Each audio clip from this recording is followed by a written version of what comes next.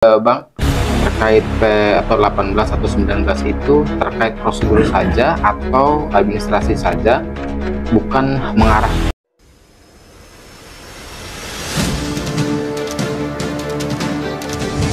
kepada alat bukti yang kurangnya kah? Biasanya petunjuk itu kan macam-macamnya ya. Ada memang kalau kami melihatnya untuk masalah ini adalah masalah administratif saja. Ya, artinya mungkin ada pertanyaan yang kurang atau ada pemeriksaan, misalnya petunjuknya ini ya dari jaksa dalam hal ini adalah misalnya kurang diperiksa si A misalnya, atau keterangannya harus ditambah lagi, misalnya keterangannya si A si B itu harus ditambah lagi, kurang poin ini dan seterusnya. Kalau kami melihatnya seperti itu, tapi untuk kasus ini kami tidak tahu ya, karena itu kan memang ranahnya dari pihak penyidik dan kejaksaan langsung gitu. Oke, berarti memang itu hanya melengkapi saja barangkali yang ya. Itu petunjuk yang harus dilengkapi oleh pihak penyidik gitu. Jadi bukan berarti alat buktinya yang nggak kuat, bukan ya? Kalau kita melihatnya tidak seperti itu, tidak alat buktinya yang kurang, tidak pengungkapan faktanya yang kurang, tidak, tapi hanya sebatas administratif dan petunjuk terkait mungkin masalah ada yang kurang di pertanyaannya atau apanya, itu biasanya administratif kalau kita melihatnya. Karena kan kalau kita runut belakang ini prosesnya sudah terjadi lama dan pengungkapannya juga sudah sedemikian bagus runut ya. Kemudian kita sama-sama melihat kemarin terjadinya juga ada proses prarekonstruksi dan rekonstruksi sampai beberapa kali. Artinya kita melihatnya juga bahwa ini bagian yang memang untuk menyempurnakan berkas yang nanti akan dilimpahkan ke kejaksaan dan dilaksanakan sebagai pengadilan. Siap, terima kasih. Lalu terkait PR 18, 19 dan 20 itu dari pihak kuasa hukum Danu dan keluarga korban ini, Kang ya, apakah optimis di pra peradilan? Apakah ini akan dimenangkan oleh Polda Jabar atau tidak kira-kira? Kalau kami dari awal optimis ya, melihat sedemikian runut dan telitinya pihak kepolisian dalam mengungkap kasus ini, baik itu dari proses penyelidikan dan penyidikan sampai ke tahap pelimpahan kemarin itu. Sejauh ini kami sangat positif, sangat optimis bahwa pra peradilan ini akan ditolak gitu. Karena kalau kami melihat bahwa semua proses itu sudah dijalankan, proses yang diamanatkan dalam undang-undang, dalam hal ini adalah KUHP, sudah dijalankan oleh pihak penyidik gitu. Makanya kami optimis sekali dan sekaligus berharap bahwa ini akan terus berlanjut, pra peradilan akan ditolak dan perkaranya akan berlanjut gitu. Siap. Baik, sekali lagi nih Bang, terkait dengan ini barangkali masih ada pertanyaan yang dilontarkan kembali, bahwa yang didaftarkan atau diajukan pra peradilan itu kan hanya 3 tersangka saja. Dari pandangan kuasa hukum Danu dan keluarga korban ini, kenapa Pak Yosef itu tidak diajukan pra peradilan? Nah, itulah yang menjadi pertanyaan kita dari awal, kenapa Pak Yosef ditinggalkan gitu. Dalam hal ini tidak diajukan pra peradilan penetapan status tersangkanya.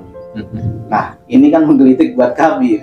Artinya bahwa dengan tidak diajukannya pra peradilan untuk Pak Yosef, artinya Pak Yosef sudah mengakui dong bahwa proses yang ditempuh penyidik ini menetapkan dia sebagai tersangka itu sudah betul menurut aturan yang berlaku di Indonesia begitu. Jadi dengan kata lain, memang tinggal yang dipermasalahkan memang tinggal 3 orang itu, si Ariki, Abi dan Ibu Mimin begitu. Jadi apakah ini strategi? Tapi kalau menurut kami, kalau ini bagian dari strategi kan lucu juga. Kenapa dia harus meninggalkan 1 orang dan lebih membebankan lebih membela ketiga tersangka ini, padahal ini kan satu kesatuan begitu. Jadi perkaranya sebetulnya tidak bisa berdiri sendiri dan tidak dipisahkan, karena memang sudah jelas kemarin berdasarkan pemeriksaan, berdasarkan keterangan saksi dan alat bukti serta saksi-saksi yang memang sudah sedemikian banyak gitu, jelas sekali bahwa proses yang dilaksanakan itu sudah sesuai dengan prosedur gitu. Dan ketika itu diajukan pra peradilan oleh 3 orang ini kan jadi agak lucu. Sementara satu sisi Pak Yosepnya membenarkan bahwa prosesnya sudah betul dengan dia tidak mengajukan pra peradilan atas status tersangka yang diterimanya. Ada rumor atau image dari netizen nih Bang ya, bahwa kenapa katanya Pak Yosep itu tidak diajukan pra peradilan karena alat buktinya sudah tidak bisa dibantah sama sekali katanya. Ada yang mengatakan itu. Ada yang kedua juga mengatakan bahwa Pak Yosep itu ditinggalkan, kira-kira begitu. Bagaimana menurut Abang ini Bang? Iya, bisa jadi memang itu betul begitu ya. Artinya kemungkinan pengimpulan itu bisa jadi betul karena Yosep dikorbankan untuk menyelamatkan ketiga orang ini, itu bisa jadi betul gitu.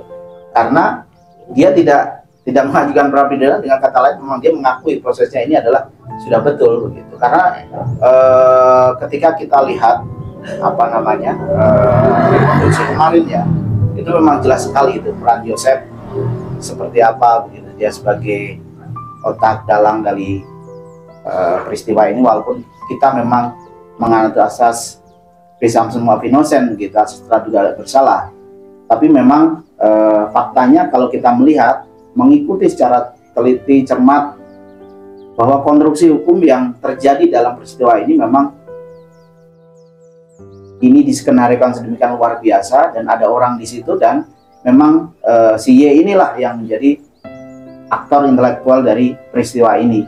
Nah, memang ketiga tersangka lain memang ini bisa jadi sebagai turut serta gitu, atau pembantuan, yakni pasal 55 dan pasal 56 KUHP. Nah, kemudian si Y-nya ini sebagai pelaku utama, aktor intelektual yang memang sangat menentukan lagi dalam proses terjadinya tindak pidana ini. Ini ada image Bang ya, bahwa oke lah katanya kita sepakat bahwa di antara pelaku pembunuhan itu ya berlima itu misalkan. Nah, tetapi ada titik ketidakpuasan daripada netizen itu bahwa katanya ada peran di antara para saksi yang memang benar-benar intelektual juga dan membantu dalam rangka membersihkan TKP. Nah, seperti yang diucapkan juga Pak Humas Ibrahim Tompo itu, yang dimana pada tanggal 19 itu kan ada yang berperan membersih-bersih. Sehingga dugaannya itu adalah membersihkan jejak DNA, atau bahkan dugaannya dalam menghilangkan barang bukti dan sebagainya. Apakah ini dari sisi Abang ini di follow up atau tidak oleh Polda ini? Kalau kami melihatnya dari awal ya, semenjak penanganan di Polda ini sejak dan mengungkapkan, Polda ini sangat aktif sekali, sangat presisi sekali kalau kita melihat ya, sesuai dengan semboyannya, sangat tepat sekali gitu, sangat cepat sekali bergeraknya begitu ya. Karena memang kemarin yang kita lihat itu ya, berdasarkan info di media maupun konfirmasi begitu, bahwa memang susahnya pengungkapan kasus ini adalah karena adanya obstruction of justice (OJ) ini. Jadi pihak-pihak yang memang mempunyai pemahaman tentang bagaimana menghilangkan bukti, bagaimana menghilangkan, membersihkan TKP dan seterusnya, ini tidak mungkin dilaksanakan oleh orang yang awam hukum begitu. Ini dilaksanakan oleh orang yang benar-benar paham, orang yang memang sangat profesional. Karena beberapa kali kita kemarin itu diskusi dengan pihak Inavis gitu ya, pada saat rekonstruksi kemarin maupun pra rekonstruksi, itu memang ini setelah kejadian tindak pidana, kemudian TKP ini diacak-acak, yang tidak mengacak-acak TKP ini tidak dengan cara yang sederhana begitu. Artinya memang mereka yang mengacak-acak atau merusak TKP ini memang sudah paham betul begitu bagaimana supaya misalnya sidik jari atau bukti yang terkait dengan tindak pidana pembunuhan ini tidak terungkap dengan cepat dan dengan sempurna begitu. Makanya kemarin tuh pihak kepolisian memang butuh perjuangan yang ekstra sekali ya untuk mengungkap kasus ini gitu. Karena ya itu tadi, pertama kasus ini sudah lama, sudah ditangani oleh beberapa tingkatan dari kepolisian, mulai dari Polsek, Polres, Polda, dan Mabes begitu. dilibatkan banyak orang, banyak tangan, yang kemudian ini tentunya sedikit banyak beberapa hal yang memang yang menjadi ganjalan, batu sandungan, sekaligus petunjuk juga kalau kami menurut kami dari pihak kepolisian untuk mengungkap kasus ini, begitu. Siap, terima kasih Bang. Sekali lagi Bang ya, mohon maaf nih. Terkait tersangka yang mengajukan pra peradilan 3 orang tersebut, bahwa kan yang 3 orang itu melalui pengacaranya barangkali menunjukkan saksi-saksi penguat kembali. Semakin hari semakin kesini ternyata semakin bertambah saksi penguat itu. Apakah itu akan dapat meringankan atau bahkan pengajuannya itu diterima? Memungkinkan nggak itu Pak? Jadi mereka atau seorang tersangka atau terdakwa menghadirkan saksi itu hak dari mereka ya. Saksi yang meringankan gitu ya.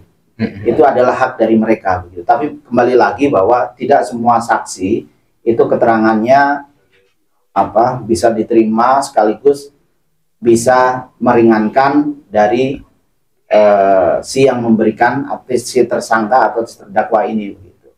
Karena jangan salah bahwa seorang saksi ketika berbohong ini ancamannya juga tinggi gitu. Hukuman 7 tahun penjara begitu. Jadi tidak semudah itu begitu, orang akan memberikan keterangan padahal syarat-syarat saksi sudah jelas sesuai dengan KUHP bahwa saksi adalah orang melihat, mendengar, mengalami dalam peristiwa tindak pidana itu terjadi. Nah, ketika dia ternyata berbohong, mengaku-ngaku maupun dia menyatakan bahwa ada dalam peristiwa itu, mengetahui peristiwa itu padahal dia tidak mengetahui secara langsung atau bahkan tidak mengetahui tapi hanya kebutuhan tertentu untuk menolong misalnya si A si B kemudian dia berbohong, itu ada ancaman hukuman khusus yang menantinya begitu kan. Itu pun tidak mudah dan tidak sederhana, akan diuji kembali oleh pada saat persidangan ya. Nanti akan diuji oleh pihak jaksa yang dalam hal ini adalah posisi subjektif, pihak pengacara dalam subjektif, dan pihak hakim yang mempunyai posisi objektif dalam menentukan apakah saksi ini keterangan dapat diterima, benar, jujur, fair, atau keterangan saksi ini bohong dan mempunyai akibat hukum terhadap saksi. Jadi boleh-boleh saja mereka menghadirkan saksi, bahkan dalam proses penyidikan pun undang-undang memberikan ruang untuk si tersangka diberikan hak untuk mengajukan saksi yang meringankan begitu. Oh, berarti kalau memang nanti terbukti dia itu berbohong, maka akan dikenakan pidana Bang ya, berat itu ya? Iya, bisa dikenakan pidana. Jadi pada saat keterangan dia memberikan keterangan dan itu bohong, bisa nanti pihak pengadilan dalam nilai hakim memeriksa atau meminta langsung untuk dilaksanakan penangkapan terhadap si saksi ini begitu. Jika ternyata saksi ini berbohong begitu. Siap, terima kasih. Ada Bang, ini tadi Bang, saya mengutip apa yang Abang sampaikan terkait hal bahwa Pak Yosef di sini tadi ada bahasa memang seolah mengakui tentang rentetan atau peristiwa lah yang mungkin dalam hal ini yang sudah kita lihat juga di dalam prarekon maupun rekonstruksi, sehingga dia juga tidak mengajukan untuk ikut pra peradilan. Nah, supaya memang di sini ada kejelasan nih Bang terkait adanya seolah memang adanya pengakuan di sini, apakah memang Abang itu berdasar kepada prarekon atau rekonstruksi, atau memang ada informasi terkait adanya kebenaran hal ini dari Yosef sendiri Bang? Kalau kebenaran dari Yosef, ya, kita kan tidak pernah berkomunikasi dengan beliau kan, baik kuasa hukumnya, baik secara aktif maupun pasif gitu kan, kita memang tidak berkomunikasi begitu. Jadi kalau kemudian logika sederhananya sebetulnya begini, logika sederhana ketika dia tidak mengajukan pra peradilan atas penetapan tersangka, status tersangkanya, padahal undang-undang memberikan ruang kepada dia untuk mengajukan pra peradilan, ternyata dia tidak melakukan pra peradilan, secara tidak langsung dia mengakui proses penetapan tersangkanya itu sudah absah, sudah sah secara hukum gitu. Kalau dia tidak menyangkal atau tidak mengakui proses penetapan tersangka itu, dia harusnya mengajukan pra peradilan begitu. Jadi logika sederhananya begitu kalau menurut kami. Oh ya, Gitu lah. jadi atas dasar itu sehingga secara tidak langsung mungkin kita juga sudah mengakui begitu mungkin ya Pak? Sudah mengakui, harusnya begitu. Oh, ada satu lagi Bang nih, kita juga pernah mendengar nih dari beberapa teman-teman yang sering mewartakan terkait perkembangan kasus Sumau juga yang pernah memang mewawancarai salah satu pengacara dari kubu Pak Yosef. Katanya memang